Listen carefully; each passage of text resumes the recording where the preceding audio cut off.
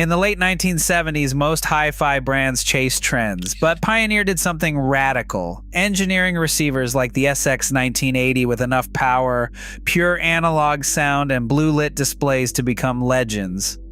Why do audiophiles still hunt these machines decades later, and what secrets are hidden in their unmistakable sound? The truth lies deeper than nostalgia. Inside every legendary Pioneer receiver from the 1980s, the sound starts with a choice, a circuit topology known as Class AB. This design is not just a technical label, it is the blueprint behind what listeners describe as warm, powerful, and alive. Unlike pure Class A, which runs hot and wastes energy, or the more clinical Class B, Class AB strikes a balance. It combines the smoothness of Class A at low volumes with the raw muscle of Class B when the music surges. That is how a receiver like the SX1980 can deliver 270 watts per channel, yet still sound gentle during a quiet piano passage and explosive when the drummer kicks in.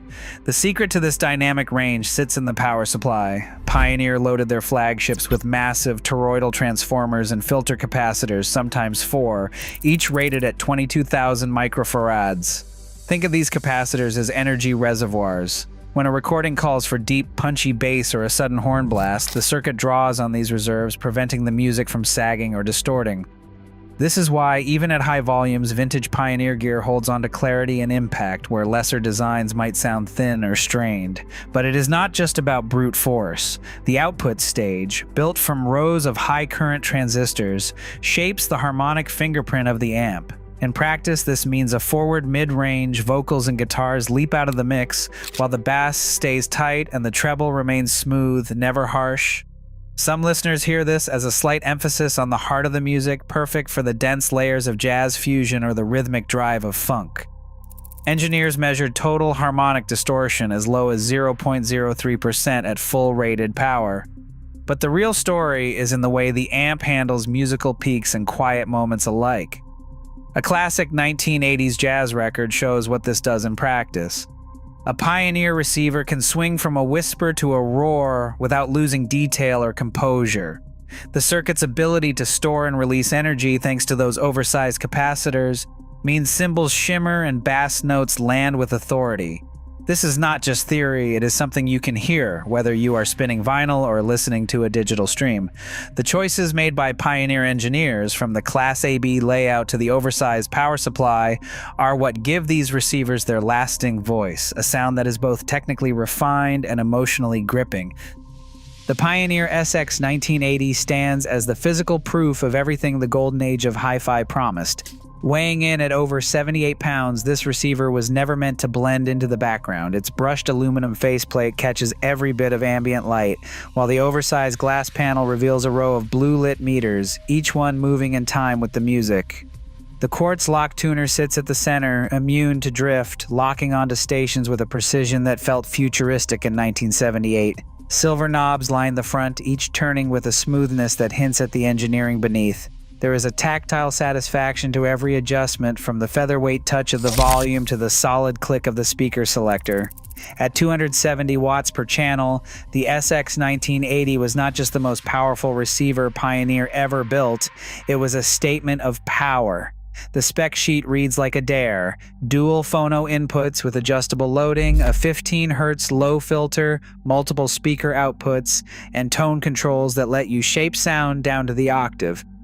Under the hood, a massive toroidal transformer and 4 22,000 microfarad capacitors anchor the power supply, ensuring that even the most demanding speakers never run out of steam. Each component was chosen for longevity, from the high-grade transistors to the heavy heatsinks and modular circuit boards. Collectors still talk about the SX1980 with a kind of reverence. One owner, who bought his unit new for $699 in 1979, kept the original box and receipt for decades. That slip of paper, faded but still legible, tells a story of a time when a hi-fi purchase was a milestone, something to save up for, to show off, and to keep. Decades later, the same receiver still powers his living room, the blue glow of its meters as vivid as ever.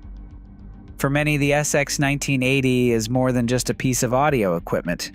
It is a symbol of an era when design, engineering, and ambition all pointed in the same direction. Every detail, from the weight of the chassis to the sweep of the tuning dial, invites a kind of appreciation that goes far beyond nostalgia. It is no wonder that among collectors and enthusiasts, owning an SX 1980 is not just about listening to music, it is about preserving a piece of history. A technician lifts the lid on a 1980s Pioneer receiver. Inside, the story of age and use is written in faded lettering and heat-stained circuit boards. The first suspect is always the electrolytic capacitors, those big soda can-sized cylinders that once held a charge like a fresh battery. After 4 decades, most are dried out or bulging, leading to weak bass, rising hum, and a loss of that signature punch. Swapping in new filter caps, costing $80 to $250 for quality parts, brings back the energy reserves that make music leap out of the speakers. Next, the relay, a small boxy switch responsible for sending power to the speakers. Contacts inside oxidize over time, causing channels to cut out or vanish entirely. A relay swap, often paired with a full recap, costs another $120 to $400 in labor, depending on the model's complexity. The payoff is immediate. The dropouts vanish, the noise floor drops, and the receiver's full dynamic range returns. With each repair, the original performance isn't just restored, it is measurable. For anyone considering vintage Pioneer, these fixes aren't just maintenance. They are the difference between a tired relic and living hi-fi. Before you commit to any vintage Pioneer, start with a checklist that cuts through the hype. Ask the seller for sharp, well-lit photos of the circuit boards, underside shots, and not just the shiny faceplate. Look for signs of fresh electrolytic capacitors and clean solder joints. Dusty exteriors or bulging caps are warning signs, and listings without internal photos should be treated with caution. Always request proof of recent servicing. A receipt for a full recap or relay replacement can add hundreds in real value and save you headaches down the line. Listen for hum or channel dropouts in any test clips. Silence is golden, while background noise hints at tired components.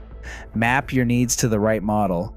The SX 1250 and SX 1010 deliver serious power and classic looks, ideal if you want to fill a large room or drive demanding speakers. The SA 8800 offers a more compact footprint and is easier to integrate into modern setups, with enough muscle for most living spaces. For daily listening, prioritize units with recent service and working fluoroscopy displays. If you are after a collector piece, original documentation and cosmetic condition matter just as much as sound. In every case, a careful inspection up front is the difference between a lasting investment and a costly project. A freshly recapped Pioneer receiver sits next to a modern integrated amp, both powered up and ready. The signal path is matched, the same jazz-funk track cued for playback.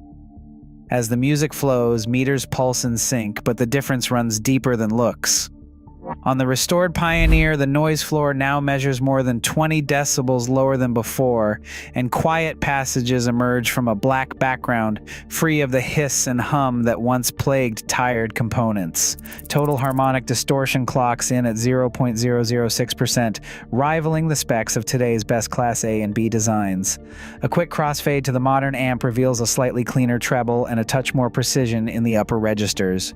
Yet, the Pioneer holds its ground, delivering a mid-range warmth and dynamic punch that feels unmistakably analog. Captions overlay the waveforms, noise floor, THD, and frequency response, all within spitting distance of the new gear. For listeners, the trade-offs are clear. Modern amps edge ahead on paper, but a properly serviced vintage Pioneer can match them note for note, with character to spare. In the world of hi-fi, smart restoration is the great equalizer. Today, original Pioneer amps from the 1980s can fetch thousands, proof that authentic engineering still commands respect. As digital sound dominates, real analog gear reminds us what is worth preserving.